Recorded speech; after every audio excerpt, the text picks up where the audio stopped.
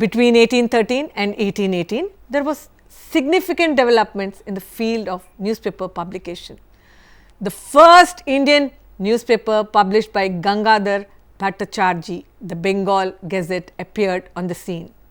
However, it lived only for 1 year. In 1818, John Burton and John Mackenzie secured permission to publish a newspaper, The Guardian. Permission was also granted to publish the paper on Sunday after an assurance had been given that the work of the press will be completed on Saturday night. The Serampur missionaries started 3 journals. 1. The Digdarshan, a monthly magazine. 2. The Samachar Darpan, a weekly Bengali newspaper. 3. Friend of India, a monthly periodical published in English. 2 years later, a quarterly of the same name, that is Friend of India, was published. However, both these journals ceased publication in 1827 owing to financial difficulties. Interestingly, the Samachar Darpan continued publication till 1840. It carried vast information from 60 zillas of Bengal. The Marquess of Hastings allowed the Darpan concession of paying only 1/4 of the usual amount of postage, and his successor, Lord Amherst, subscribed for 100 copies which were distributed to government offices. It was widely patronized by the leading functionaries of the government. The civilians subscribed to it for the valuable information it carried about their districts. This information could not be obtained through official channels. Indians who contributed to the journal did so because of its official circulation. Soon after, William Butterworth Bailey took over as the press censor. Immediately, Bailey came into conflict with Heatley, the proprietor editor of Morning Post, a Calcutta newspaper. Bailey wished to exclude certain passages in an article submitted to him for pre-censorship. Heatley refused to comply. It was then that Lord Hastings decided to abolish press censorship altogether and thrust the responsibility on the editors themselves for excluding matters that were likely to affect the government or was injurious to public interest. The rules that followed were: the editors of newspapers were prohibited from publishing any matter coming under the following heads. 1. Any adverse versions on measures and proceedings of the Honourable Court of Directors or other public authorities in England connected with the Government of India. 2. Disquisitions on political transactions of the local administration. 3. Any offensive remarks levelled at the public, conduct of the members of council, of the judges of the Supreme Court or of the Lord Bishop of Calcutta.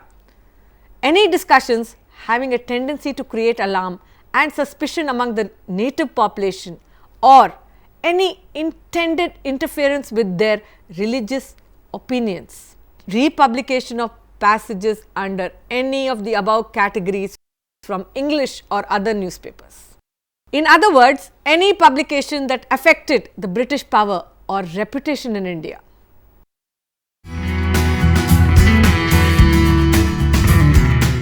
It was at about this time that 2 dominating personalities made their appearance on the newspaper scene. 1. James Silk Buckingham, a vigorous, dominating and relentless personality, and 2. Raja Ram Mohan Roy, a patient, persistent and polite personality. Both of them were dominating figures and men of vision.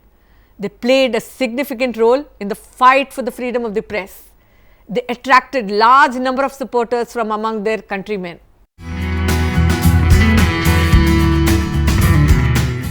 James Silk Buckingham attracted attention when, as a commander of a vessel, he detained ships carrying slaves from the coast of Madagascar. He surrendered his command in protest. This commendable action earned recognition for him as a man of principles in the eyes of all in Calcutta, including the Governor General and the Bishop. His newspaper, Calcutta Journal, with 8 pages, was published twice a week. The paper described the editor's functions as being to admonish governors of their duties, to warn them fearlessly of their faults and tell disagreeable truths. The correspondence columns were open to all who had a grievance and threw the existing papers in Calcutta into utter confusion and chaos. Buckingham edited his paper fearlessly till 1823 when he was deported. While in England, he started another paper, the Oriental Herald, in which he pursued the exposure of the administration in India. Through his writings and tireless campaigns against the restrictions and censorship imposed on the press, Buckingham convinced many Indian minds in England and India.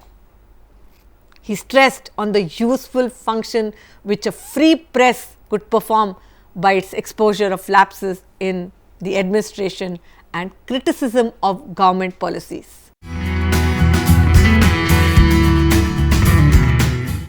Raja Ram Mohan Roy was essentially a social and religious reformer. At an early age of 14, he developed a passion for truth. He was a brilliant conversationalist, patient in debates and persuasive rather than controversial in the many of the books that he published. The weeklies and dailies of that time gladly accepted his contributions. He made his entry into journalism through the Brahmanical magazine published in English, the Sambad Comedy in Bengali and the Miratul Akhbar in Persian. His conception of freedom of the press was freedom to pursue the truth, and his representation was that it was the duty of the ruler to preserve it at all costs and at all times. Two important causes that Raja Ram Mohan Roy is known for are his agitation for the abolition of sati and secondly his struggle for Hinduism against the onslaught of Christian missionaries of Serampore. Raja Ram Mohan Roy's papers and generally the progress Indian press were viewed with the same apprehension in official circles. Newspapers which favoured the orthodox point of view did not attract the same measure of hostile attention. The Miratul Akhbar was restrained in its language and constructive in its criticism. It dealt with the social and administrative evils and critically examined British policy both in India and England. James Silk Buckingham was a close friend of Raja Ram Mohan Roy. Both of them took up the struggle for the freedom of the press and have left a significant mark on the history of journalism in India. Some of the significant developments of this period were: 1. Liberal concessions were allowed to the papers published by the Serampore missionaries. Only nominal concession was given to the Indian-owned Indian language newspapers, and that too on application. The first press ordinance issued in 1823 by Governor General John Adams prohibited the printing of books and papers without a license. It also provided a penalty for infringement of a fine of rupees 1,000 commutable to imprisonment. It was obvious that the regulations introduced by John Adams were directed against newspapers published in Indian languages and edited by natives in India. The Miratul Akhbar figured prominently in the case made out for the ordinance. Ram Mohan Roy closed the Mirat and severed connections with the Sambad Comedy. The Indian-owned newspapers kept clear of political topics for 7 years following the press regulations.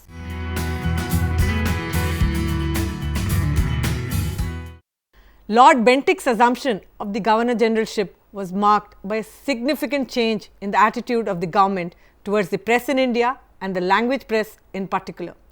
In 1830, a number of language newspapers and periodicals came into existence. His regime was marked by a liberal attitude towards the press, which was greatly influenced by Sir Charles Metcalfe. Sir Charles Metcalfe favoured regulation of the press. He invited Macaulay, the legislative member of the Supreme Council, to draft a Press Act. This act intended to establish perfect uniformity in the laws regarding the press throughout the Indian Empire.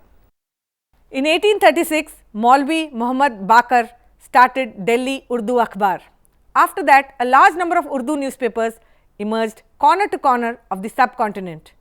Some significant factors behind the progress of Urdu journalism were that In 1830, the East India Company declared Urdu the official language of government institutions and court of law. So, the importance of Urdu increased fourfold. After 1835, many newspapers of regional languages came on the front line. Among them, Urdu language newspapers were the most important because Urdu was the official language. In 1836, lithotype printing was started. It was very attractive and inexpensive, so the cost of newspapers could be reduced. Consequently, it became easier to start an Urdu newspaper. The government intended to promote Western studies in the subcontinent. Since Urdu newspapers were appropriate medium for the purpose, the government used to purchase a certain quantity of newspapers for offices, schools and colleges. This setup financially supported some of the newspapers. These were the four elements behind the growth and progress of Urdu journalism in the subcontinent. Later, many new Urdu papers started in Delhi and all over the subcontinent, especially Delhi and Lahore. More than a dozen newspapers and periodicals started in Delhi. Comparatively, two were most significant and had a profound effect on the Muslim society. First, Delhi Urdu Akhbar, and second was Sayyid ul Akhbar. The 1857 war gave a great boost to the press and a large number of Urdu papers and journals made their debut. Notable among these were the Sadiqul Akhbar and Delhi Urdu Akhbar. During the 1857 mutiny, Delhi Urdu Akhbar played a significant role along with the Delhi Gazette. Delhi Urdu Akhbar continued for 21 years. Maulvi Muhammad Bakar was its first editor. Later on, his son Maulana Muhammad Hussain Azad took the responsibility. After 1857, Urdu journalism entered a new era of development. Mention may be made of some major papers like the Awadh Akhbar Lucknow, the Awadh Punch Lucknow, the Tehzeeb ul Akhlaq Aligarh, which was started by prominent Muslim reformer Sir Syed to reform the Muslims of India.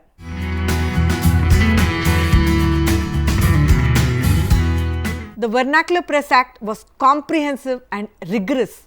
It empowered any magistrate to call upon the printer and the publisher of the newspaper to enter into a bond undertaking not to publish certain kind of material. Also, no printer or publisher could have recourse to a court of law. At the time of the passing of the Vernacular Press Act, the Indian language press of Madras was very feeble. There were no Indian owned newspaper published in English, and there was no association to give expression to the feelings of the people. At this time, Veera Raghvachari and G. Subramanya Iyer gave birth to the Hindu. The act was repealed in 1882. The vernacular press grew rapidly after this act was repealed. Newspapers were published in Persian, Urdu and Hindi. Simultaneously, there was a rise in the growth of the English newspapers in Assamese, Bengali, Gujarati, Malayalam, Marathi, Tamil, Telugu, Oriya and Punjabi.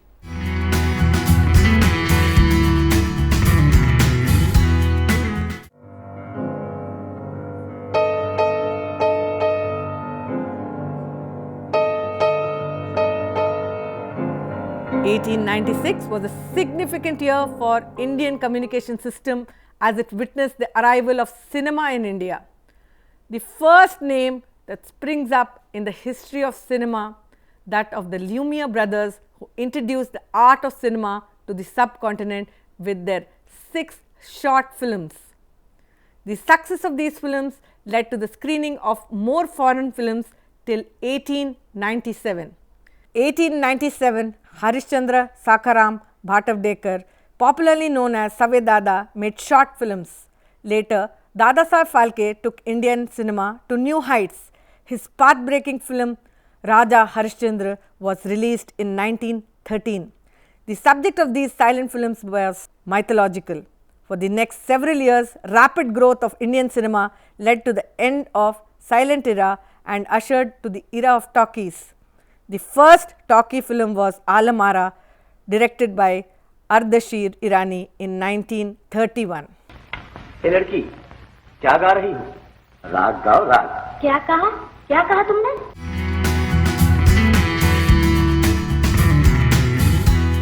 In 1924, broadcasting begins in India with the formation of a private radio service in Madras. In the very same year, Indian Broadcasting Company started 2 radio stations in Bombay and Calcutta. In 1930, when this company went bankrupt, colonial government took away its transmitters and started Indian State Broadcasting Corporation. This very corporation was renamed All India Radio in 1936. After independence, AIR was made a separate department under the Ministry of Information and Broadcasting.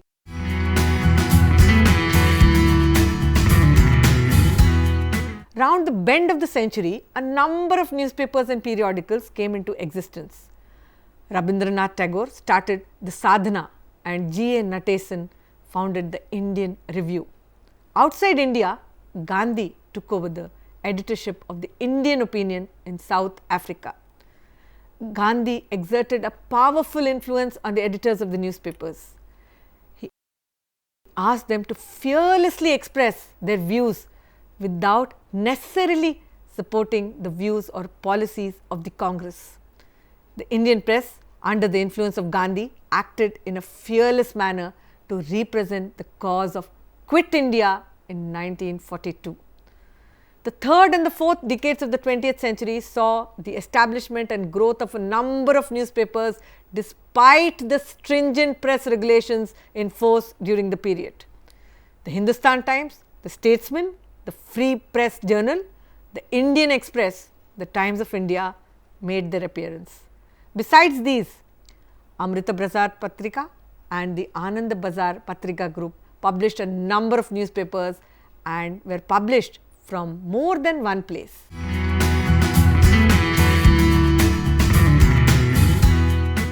Mahadev, Gobind Ranade and Bal Gangadhar Tilak entered the social reform movement. They laid emphasis on the fact that the social reforms should pave the way for political freedom. The Kesari and the Maharatha were the 2 newspapers that were inspired by this philosophy. These papers advocated both the social and the political cause. Tilak wielded a powerful pen and he made the people understand how to criticize the bureaucracy boldly. Another reformer, G.K. Gokhale, took up the cause on special representation of minorities. Gokhale's view was that in the best interest of their public life and for the future of their land, Indians must first have elections on territorial basis in which all communities without distinction of race or creed should participate. He laid down the conditions for constitutional agitation.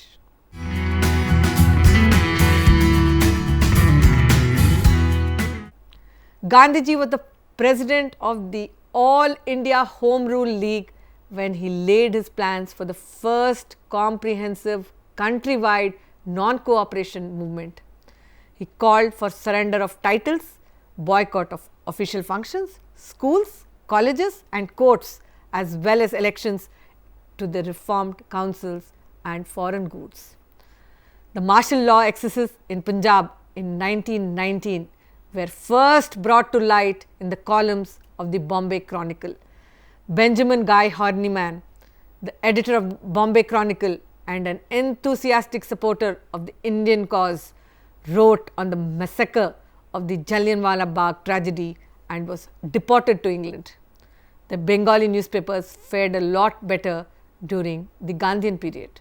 The credit for this goes to Motilal Ghosh, who fought for the national cause with hostile criticism in the Amrit Bazar Patrika. On October 25th, 1940, the Government of India issued an order which prohibited the printing or publishing by any publisher, printer, editor in British India any matter directly or indirectly to foment opposition to the prosecution of the war. The order was withdrawn 17 days later following discussions in Delhi between the government and the representatives of leading newspapers. Soon after Gandhi's arrest in 1942, in view of the statement that it was better not to publish newspapers than to bring them under all kinds of government restrictions, several newspapers like the National Herald, the Indian Express and Dinamani suspended publication. Gandhi devoted the next 5 years to an all-out effort to bring all elements together behind the combined effort for freedom irrespective of communal or political differences, and this effort resulted in freedom for India in 1947.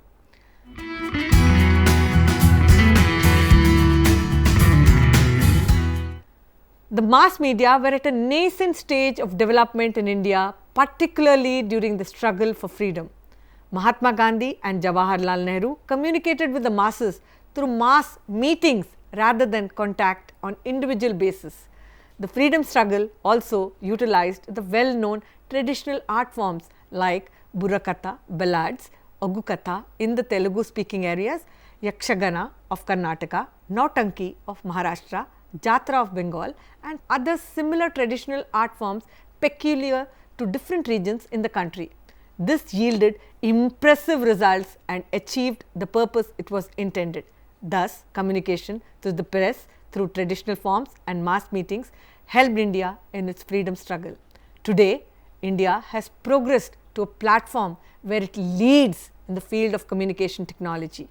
The success of this achievement has been the contribution and committed effort of all the dynamic leaders of the period. These were some of the highlights of the early communication system in India. To sum up, briefly, we have traced the beginnings of written communication to the growth and role of the print media in the freedom struggle. In the next episode, we shall be right back here to discuss the history of newspapers and magazines in India. I hope everyone has enjoyed this lecture. Thank you.